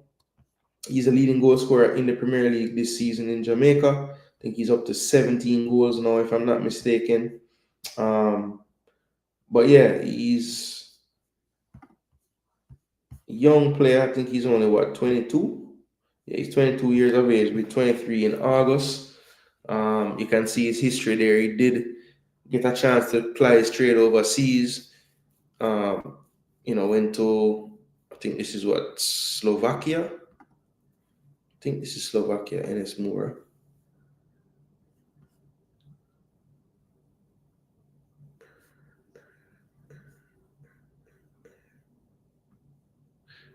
Okay, Serbia.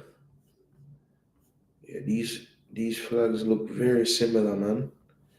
Serbia, Slovenia, and Slovakia. I always want to mix up them flag there.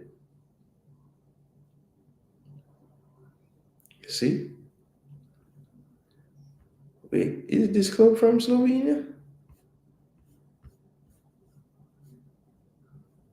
Slovenia. Yeah, so he was in Slovenia.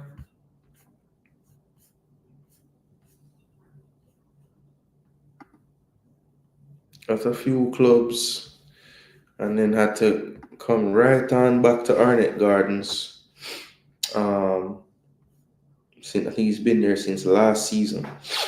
But yeah, he's doing his thing this season. 17 goals in about 20 appearances, or 24 or so appearances. So definitely doing the business in front of goal. But let's see if he has what it takes to cut it at the international level with the Reggae Boyz going into this one. Will he even get the game time? You know what I mean? I don't know, but we shall see. We shall see. Canada will have to bring it in the second half for sure. Enough respect, Christine. Every time, brother. Blessings. Blessings, blessings, blessings. I'm reached 18 now, coach. Damn. Thought it was 17. Well, I stand corrected. 18. Damn right. 26 played, 18 goals. Calvin 14 from 27. Shaq Bradford 12 from 23. Daniel Green 12 from 27. Anthony Nelson 11 from 20. That's the last one now. Jerome Wade said he should be in the team. All right, let's get the tactical part up. Yeah, man, bless up, coach. Walk on. Your time now, coach. Tactics. All right, so let me share this screen so you guys can see what I see.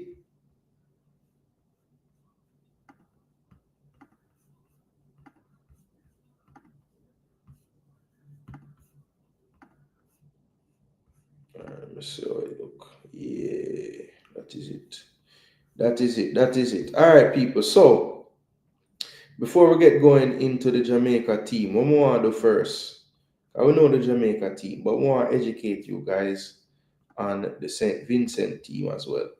So I did watch 2 games they played. I watched them play the home and home series that they played with El Salvador, because they did.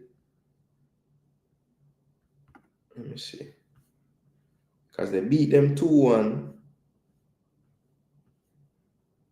and the game was in St. Vincent, and they lost 3-2 to them, and the game was in St. Vincent. I was so confused, like, why was that the case? But in any case, they played twice in a row at their home ground, losing the first one and then winning the second one. So that 2-1 game that they won,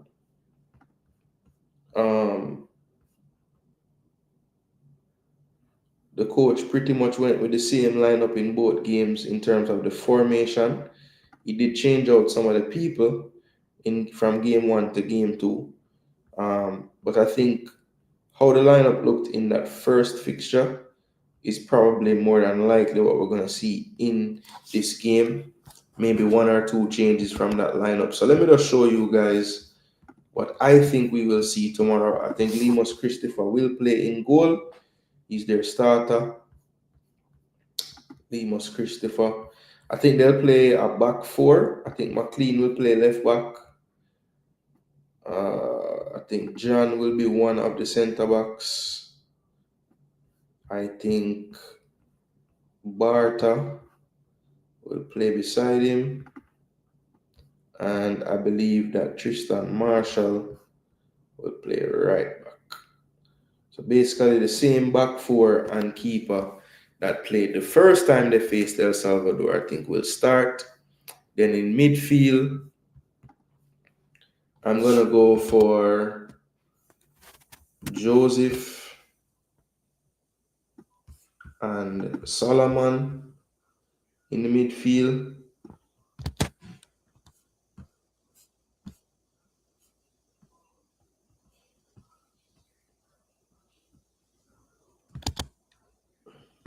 Actually, no, hold on.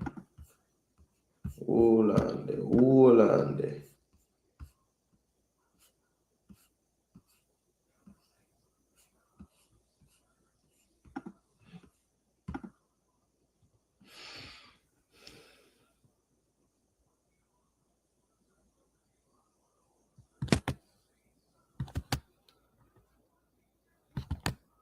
No, it won't be Solomon, you know. It's going to be Spring. I think Spring will start. All right, now, moving up the field a bit now. The captain and talisman will be off the left. But he'll have a lot of freedom to run in behind centrally as well. But I think out of possession, he'll drop to the left-hand side. And this is where it gets a bit tricky now. So I think that on the right side, he's going to go with Stephen Pierre. Hard-working. Can play striker as well, but will probably play wide. I think Cornelius Stewart will strike. And the player behind the striker is where I think it gets interesting. It could be Kyle Edwards. It could be Adams. I'm going to say it's going to be Edwards that starts. So I think it will look something like this. Something like that. Now, other contenders to start. Bijan Richards could play behind the striker as well. Velox could play one of the wings. Shaq Adams could start. I think those will be the ones that are more than likely starting. Now they have brought in some other players: McBurnett, Thomas Johnson, Ledger Wood. Ledger Wood could feature in the 23 as well. But I think starting lineup wise, this is what I will predict for them to do. Now on the Jamaica side of things, people, let us take a look and see what we're thinking. We said them have some biblical players in the midfield. Yeah, but they work extremely hard for the team, man. They do a lot of running. Against El Salvador, they did tire a bit, but the coach made the subs and the fresh people came on and held it, So they were interesting. I'm about to break down what I think about them as a team and everything, and what I think we can do to beat them for real. But let's take a look now at the Reggae Boys starting lineup. So don't think there will be any surprises in goal. Andre Blake should start there. I think Amari Bell will play left back. I think Pinnock will play beside him as the left-sided centre back. Now the next position is where I think it gets a bit tricky. I don't know what the coach is going to decide to go with. Richard King, potentially next in line. Damian Lowe not there. Holgate not there. Bernard not there. Richard King is typically the centre back chosen.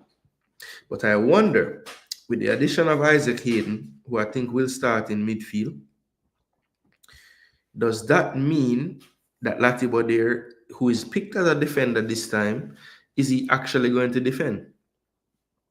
Because I could see a scenario where Latibo there starts at right back or centre back, with Lembekisa at right back,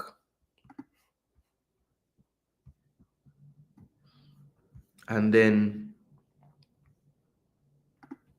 potentially a single pivot, right? Or a double. One player being a bit more attacking, and the other one. So he can either go with two sitting players, McCullough, Hayden type of thing, or just say, Hayden, you play the central by yourself, and let's put some more attacking players around you, whether it's a Magee and Bobby, and then you have your three players up front who I think will be the main guys, Damari and Leon. So it could be that. I don't think that's what it will be. So what I predict, I don't think Magee will start. I think he's going to start Sule. I think he likes the player. I think he's going to start Sule, and it's going to look something like this.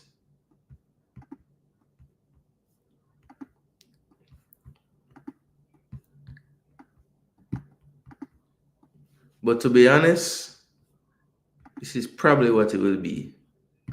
This is my predicted 11. Lati, Hayden, Reed with Richard King on the back line. So that's the predicted 11. I was giving you some ways it could be, but this is what I think the coach will do. I think the coach will want to continue from what he's been picking for the most part. Lembe hasn't really been fully 100 when he's called him lately, so he hasn't been starting. I think this time he will. I think Bell will start. I think Pinnock and King will start. I think Lati and Hayden, he wants to continue that partnership in the base of the midfield. And then that will give a bit more freedom to Bobby in this game to not have the burden of, helping out. I mean, yes, he's playing central attacking midfield, but I do think with this base right here, you can even tell Bell and Lembekisa have a little more license to go forward. Easily in possession, King can slide a little wider, Lati sit, and it can become more this shape when the player's gone up the field. So there's ways to get around, having quote unquote too central defensive against a team like St. Vincent, you just give your left and right back the license to get forward. And then you know you have that solid base there where you could still have 4 or at least 3 sitting back ready for anything that St. Vincent bring in. So that to me, people, is the predicted 11s for both teams. I don't know if you guys agree with this team or not, but again, this is just about me trying to predict what I think the coach will come with, you know? That's what I think the coach will come with. But as I said, I had a chance to watch the game. There's about 20 minutes left in the show. I'm going to run it right at 2 hours, people. I'll be able to watch the last part of this Canada comeback in peace. But yeah.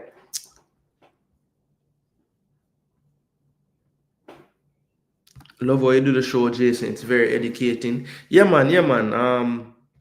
I make sure to. I was going to do the show earlier today, you know, but I didn't only watch one of the St. Vincent game. I didn't want to watch. So I didn't want to watch the second one too, and I didn't want to watch back some Jamaica games too. Even though I watched those games so many times, I didn't really have to. If the Jamaica looks ordinary against this team, then the coach will come under pressure. I agree. I think what saved him in the Cuba game was like, we created so many. Like I don't remember watching Jamaica play a game and we create so many clear chances.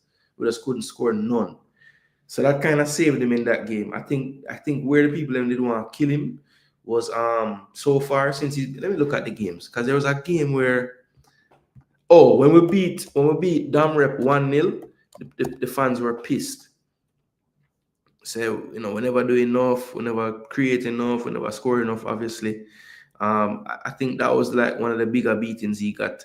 I don't think the fans really killed him so much for the 1-0, but I think the 4-2 we got in the US, he got some beating as well. The 0-0, and I can't say him get cussed for damn rep. That was Algrimson. But the 0-0 against Cuba, the only thing saved him, I think, was just people had scapegoats them could cuss. Jamal Lowe missed chance and this Yamania missed chance and all these things, right? The Jamaica 0-0 against Honduras, for whatever reason, I don't think he may get beat as bad in that one as the Cuba one. Even though I thought we played way better in the Cuba one. Maybe the opposition, I guess. I don't know. But you're right, Duke. If we don't look like better than this team and beat them properly, then I think I'm gonna have problems for real. The JFF always make it difficult to pick a good team, in my opinion. Davis keep missing chances.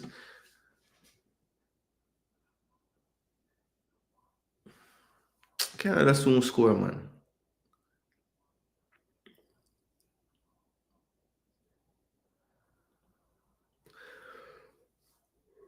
Canada soon see, bro. So many see the Davis chance yet. That's so far behind me there.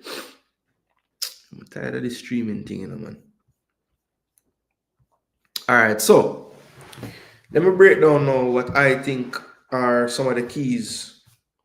Well, first and foremost, let me talk about St. Vincent. So I think when you look at the strengths of St. Vincent, I took some notes from watching the 2 games, and the first thing that springs to my mind is just very hard-working team. We won't outrun them. Like, literally, they cover for each other. They're constantly running, moving.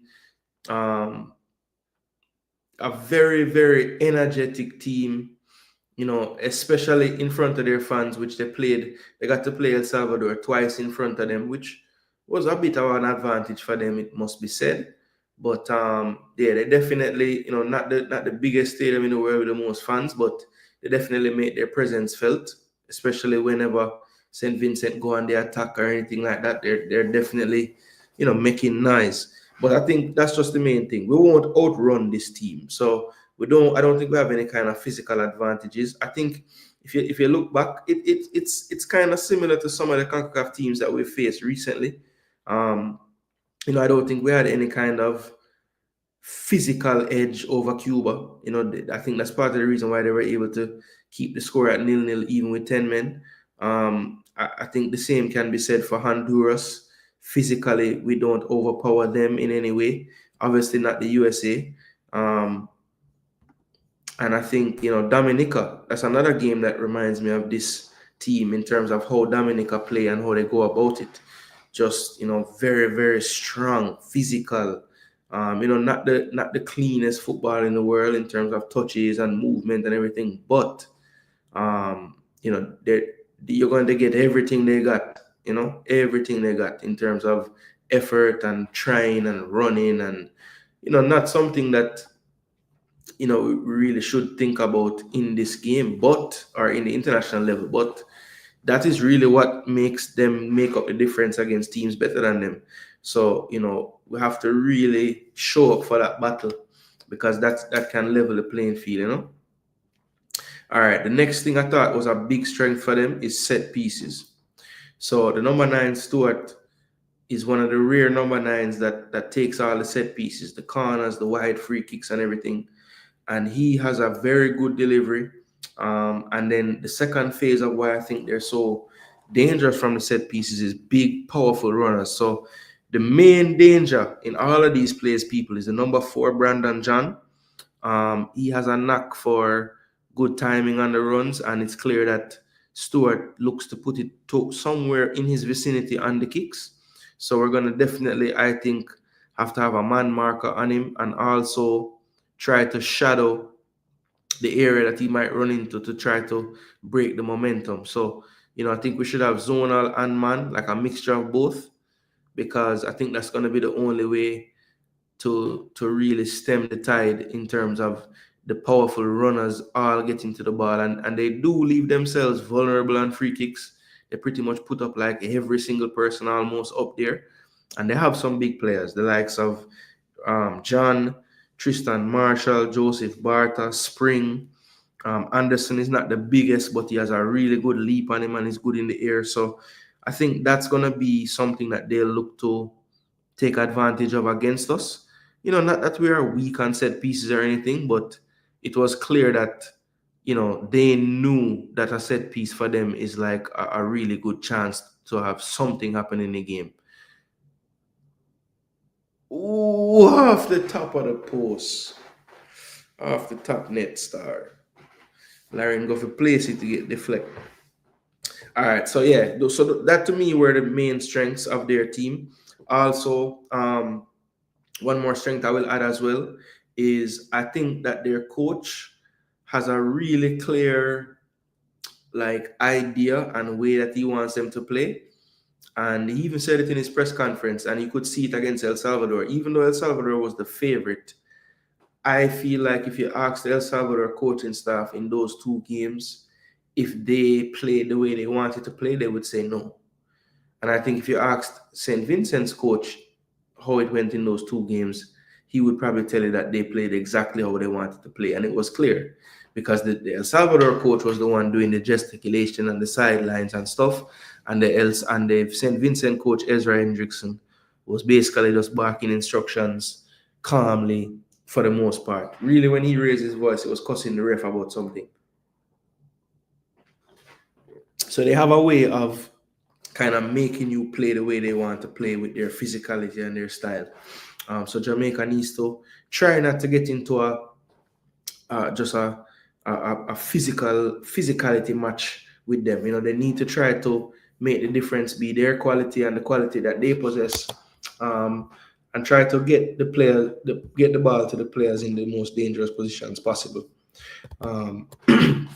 No, they did have some weaknesses that I saw.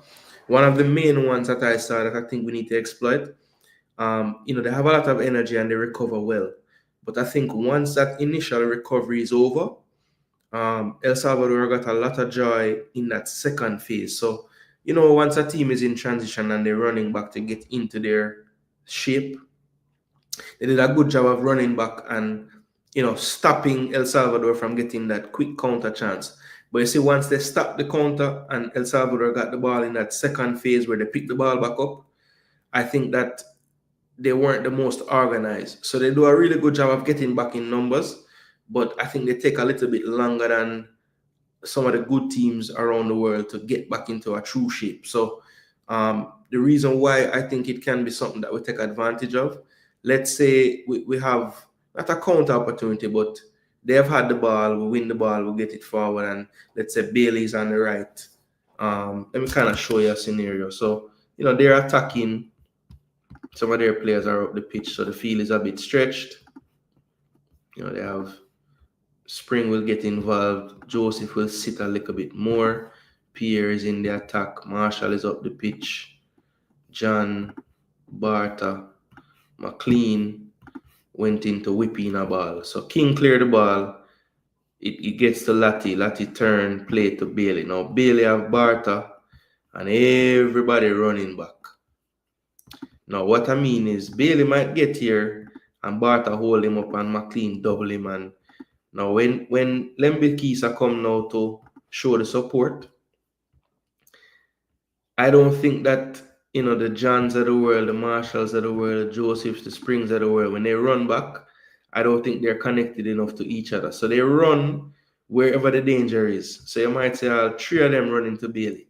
If he can release, we can play it central and then switch to the other side, or just play this past the Lembikisa, have Shamar kind of show short, Spring get attracted, Shamar show short. You see this run, the secondary run from anybody on a deeper line will kill this team. And I saw it really more whenever they had the defensive transition. If the initial transition phase didn't lead to a shot and the team, like El Salvador, still had possession, they never really quite got back the shape properly, and the deeper runs would just kill them, cut them apart. So, not saying that we shouldn't try to attack them right away when we win the ball. For sure, you should, because they do, regardless, they push up numbers in their attacks. So there will be times when they lose the ball and they're not in good shape and we need to attack them.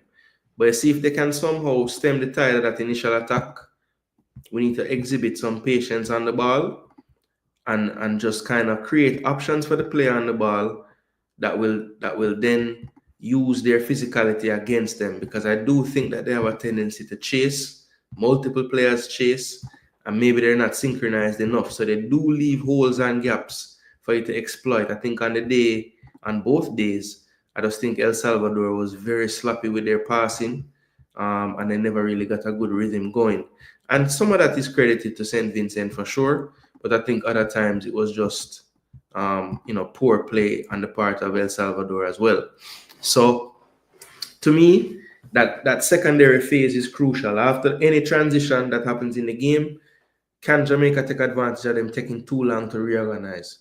Another weakness I kind of talked about just now, they have an overzealousness in their pressing. So too many times the player pressing goes alone and he leaves multiple spaces. So when we're building out in particular, if we just have a little patience and make sure that we keep the field stretched, literally, them two men are touching white, the winger as well, touching white, and use these 1, 2, 3, 4, 5, 6, 7. Use these 7 in the build-up. Bobby can be a little bit higher. So 6 to 7. But the key is making sure that one man pressing can't take out 2 people. So always have a third. If I was them, I would be looking to create these triangles right here on both wings, wide as possible. Reed and Nicholson, I want you guys to be available for any breaking of the line pass. But I think once we have this type of structure in the back, their press is not organized enough to keep shuffling from side to side without one of these triangles breaking their press, and then we'll move on into the middle third and beyond. So triangles, people. Let that one chaser that's trying to chase and win every ball run himself into the ground. The man can never chase the ball as fast as we can pass it. But I think the key is getting enough options around the player on the ball so that they feel like they have an outlet and a safety valve from that pressure, because it is coming. They are going to press. That's how they play. So we need to be ready for that. And the last weakness I saw was overall with the goalkeeper. I don't think Christopher is very good, to be honest. But definitely with his feet. Anytime that ball goes back to him, Bowser, don't even think about whether you should go or not. Literally just run and put him under pressure. One of the goals that they gave up in the 3-2 loss was just ridiculous by the keeper. Just took forever to just pass the ball. The man slide tackle him, take away the ball and just score. So, yeah. So to me, people, those are the strengths and the weaknesses I saw in the SVG team. Just to recap, strengths is just overall as a team, SVG works very hard. They run, they cover for each other, they don't stop. You know what I mean? The set pieces, I think, is a strength for them as well. I think the number 9 Stuart has some really good delivery. As a matter of fact, in that first game when they lost 3-2, Stuart didn't last the whole game. And when he came off, you could see the difference in the set pieces. It wasn't the same. So Stuart, for sure, be wary of his set piece delivery from wide areas and the corners. And Brandon John, people. Mark Brandon John. Number 4. I don't know if he'll wear number 4 this window, but number 4, Brandon John, please mark him. I'm begging you. Even shadow him with an extra player. I'm telling you, he's the main threat. Don't leave everybody else, but he's the main threat. I think Cornelius said must have bust this up. Wow. All right, weaknesses again. After the initial recovery phase, them leave a lot of spaces. Them don't quite reorganize the shape quickly. So that secondary transition, when they might get a foot on the ball, but it don't go to them, we still have it. Make a deeper run, people. The line not set. Show shot, running behind. Show shot, running behind. Gooner, in their last 2 matches, they rolled out a 5-3-2. You think they will change from that tomorrow? Well, I saw that in SofaScore on those 2 games, they were in that. But when I watched like maybe, I didn't watch the whole game, but I started the game just to see it. I didn't do the Montserrat one, but the last game they played at home against Bonnier, I did check, and it wasn't really a 5, Like Kanaya Joseph was really playing CDM, so it was more like a 4-1-3-1 type of thing, or even a 4-2-3-1, because Spring was really playing like a CDM role in that game against Bonnier, and him and Kanaya Joseph, and the back 4 was Virgin, Barta, John, and Marshall. So I know on SofaScore for the last 2 games it said 5-3-2, but if you look at the heat map and you look at just 10 minutes of the game, you'll see that in possession it was really a back 4. Out of possession it was really a back 4 too. And Spring had more freedom, but Joseph always pretty much stayed. And I think that's why on the graphic they had Joseph playing just as the center of a back 5. But the little 10 minutes that I watched, a random 10 minutes in the first half, it didn't look to me like it was a back 5. It looked more like a back 4. But yeah, I don't know. I based on what I saw in those 2 games, it seemed like they were more comfortable in the 4-2-3-1 shape. Another reason being, if you look at that Montserrat game and the Bonnier game, they did not have they didn't have Stuart in that window.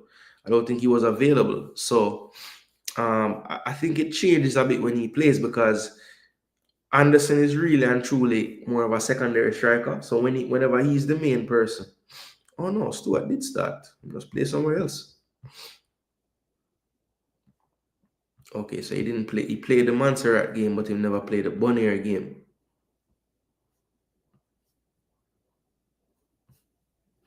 Interesting.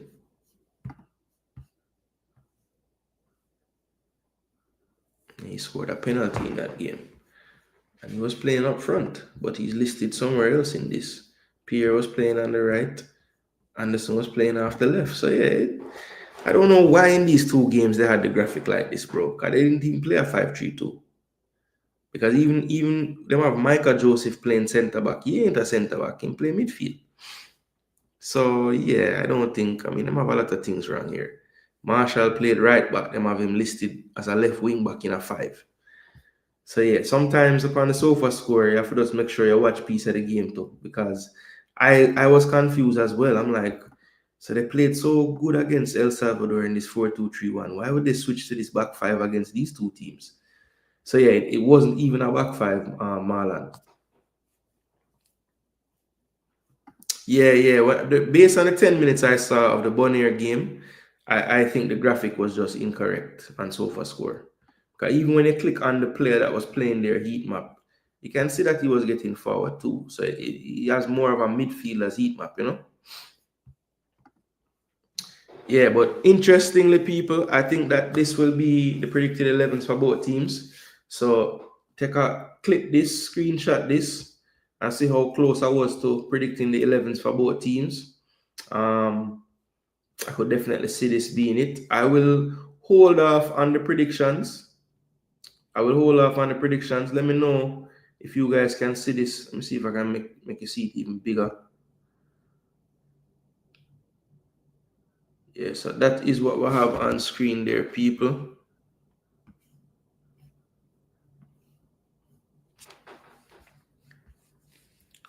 So that's how I think it will be. 4-2-3-1/4-3-3. I think the fullbacks in this system with these two CDMs will have the license to get forward, so they'll be looking to join in with Bailey and Gray.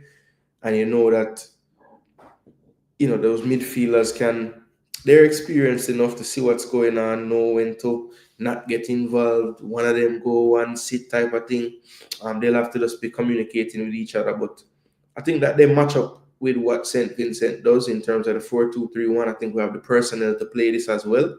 So why not go ahead and do it? But yeah, that's what I see happening, people. And I will definitely be back tomorrow for the game. I'm going to try to start the stream at 6 o'clock, people. I don't want to make a big promise because I do have work tomorrow during the day, and just depends on how quickly I can get done with all my duties after work in terms of family life and what's needed around the house before we get going for, what could potentially be about a 3.5 hour stream. So you don't know that I have to come first. Good to see Tajan Buchanan back out there again. Injuries really stalled his career, but good player. I think he's at Villarreal now. Yeah, bro. Can go on, man. It can go on. But yeah, people, you don't know, That's pretty much it, That's all my notes that I wanted to get through. Learn a little bit about the St. Vincent team. I know people are gonna just tell us St. Vincent not good. Like Travis. If Travis was here, that's the first thing he would have said. St. Vincent not good at Jason Gooner. But it's not about them being bad or good, man. It's about, preparing for your opponent, trying to figure out how to make that advantage that seems to be there on paper even bigger. And the way you do that is by scouting, studying, and trying to come up with a game plan to beat the other team. I can assure you that St. Vincent is doing that. And I can assure you as well that Jamaica, even though we are the favorites, are doing the same. So I don't think the coaching staff, like when I said the U17 need to watch my video, I don't believe that it's that bad of a situation with the senior team. So, yeah. Jason, to be honest, the coach only talk about these players in your starting 11. Yeah, I think the only other players that he would have talked about that's not listed here is probably Tyreek McGee, who he talks about sometimes. And he's always, whenever Cephas' name comes up, he said we need finishers. So maybe Cephas to him is an impact player off the bench, But yeah, I mean, look, when you saw the squad picked and you see, I think originally 9 JPL players, 10. It's a 23-man squad. I think most people would have thought, the bulk of the starting lineup will probably be non-JPL players. And, the one JPL player that I have starting tomorrow is Richard King. And Richard King, obviously, even though he's in the JPL, he has, played for the national team for a few years now. So maybe not. Oh, that's a yellow, is it not? Yes, it is. 20 minutes leave. And then bring on Schaffelberg and Buchanan. Yo, a problem this for Mexico now, No, man. What kind of challenge that, sir? Yes, people, but you don't know, Them time the people. Respect again for all the support. 12 o'clock bells now, so I'll get some sleep, people. But you don't know. This game will keep me up at least for a little while longer. So we will be taking in this game for the rest of the evening until we pass out. So big up, people, big up. Let me see if let me see how the people sort out my like button in there night. Our Africans doing a live stream now. Need to go bless him up.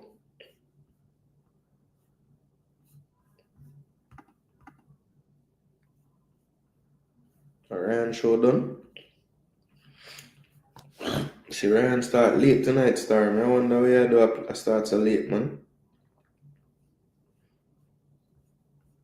Hey, boy, Ryan. Forward out of my time slot in a youth. Tip.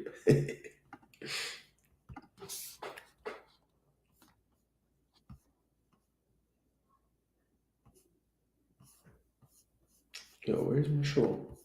I want to check your likes, because I don't really ask for likes more while, 41 likes, boy, I'm wicked, man. But no, I do way more than 41 views, Why it can't just be every view for like people? Why that can't just be the standard? I don't get it. It's not hard. Like the video. Anyway, people, you don't know. It was my pleasure to bring you this content tonight.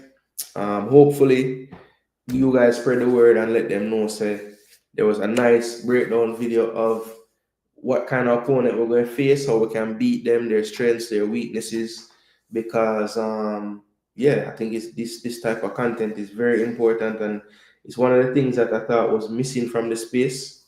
For the most part, I know some always give credit to who we're going to play and would give them time and learn them as well. But that's something that if you have been following this channel, anytime Reggae Boys or Reggae Girls going to play a match, I like to do some research on the opponent and give them, not as much time, but enough time to know that when you're watching the game, you can know what to look for in terms of the dangers and everything like that. So for sure, I will get a little more into it as well tomorrow in terms of when I see the lineup, what players I think we need to look out for. But definitely, I gave a rundown of overall what I think we need to watch out for as a team, their strengths, their weaknesses, and how the Reggae Boys tomorrow can exploit those. So, yeah, man. Yeah, man, the match exciting, bro. Like, I can only imagine. Right now, I have the sound down, but no say the stadium full of vibes. Enough incident are going. But yeah, people, big up on yourself and thanks again for the support. My name is Jason Gooner. This is Jason Gooner TV. And once again, maximum respect to all those who tuned in. Big up on yourself. Thanks for being a part of the show tonight. Martin Baker, been around the whole time. Big up, bro. Drew Ross, bless you up from early. Charles Brahma at Chile. Markland, Swamptivity, One Drift, Nitro, Chris Smith, Melcha Walker. I am so special. Big up my brother Jeezy. Lee Young was in the building. PM did there. Who else? Duke check in as usual. Big up yourself, Duke. Jean-Pierre fan pass through. Big up cousin Christy forward. Big up whenever you see her. So I'm score again. Sean no star. Canada dead today. I think I'm gonna score too, brother. Boy, Jimenez on fire, bro. See him so. All right, tomorrow we keep on. Tomorrow we keep on. Yo, saying we score a free kick the last win of Mexico too. You know, don't slap the man head too hard, you know the man get a big head injury, you know. Raul Jimenez coming like a king. Oh, brilliant. Brilliant. But Dean dive like him afraid of the post a while ago.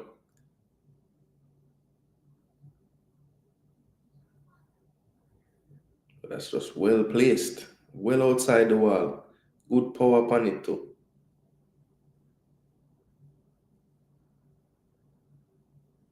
Javier Aguirre loves it. Yeah, game done. So it go. Him should have get a penalty long time though, man. Ref them teeth. Alright, people. I'm gonna go bother Africans. Cause I know Africans are cussing ref over there. Alright, people, big up on yourself. Oh, John, I nearly forget, people. One last thing I can do for me, people.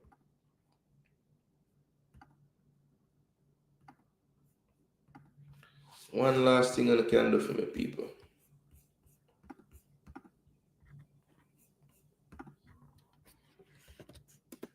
Drop a like on the video, yeah. Drop a like on the video when the video done. See? That is the link for the live watch along tomorrow. Try get it up at 27 hours in here. Just drop a 15 likes on it there. See there? Jeez and peace. Buchanan just put the ball in like goal, no man.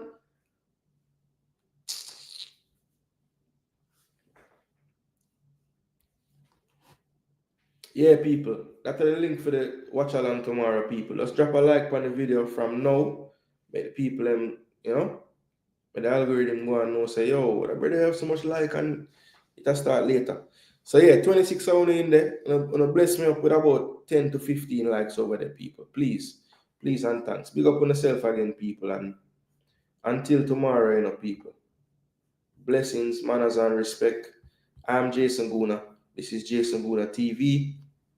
Until next time, we're out, people. Bless.